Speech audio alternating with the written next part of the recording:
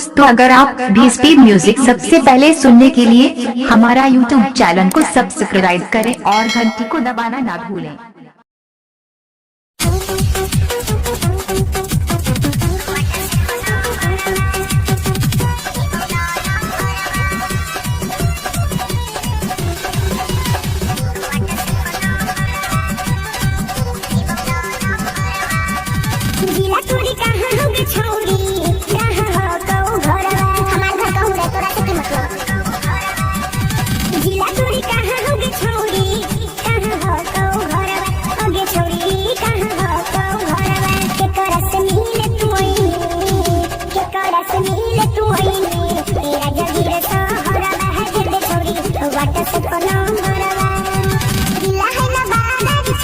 आप सुन रहे हैं पवन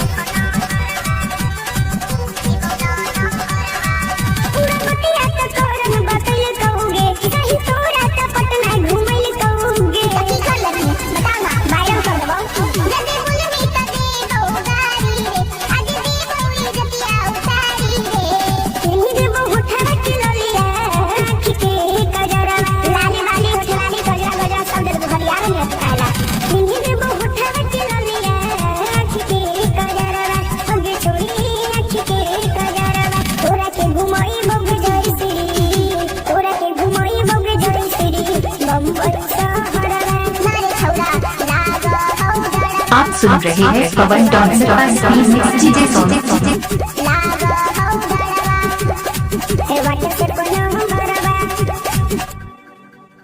दोस्तों, अगर आप भी स्पीड म्यूजिक सबसे पहले सुनने के लिए हमारा यूट्यूब चैनल को सब्सक्राइब करें और घंटी को दबाना ना भूलें।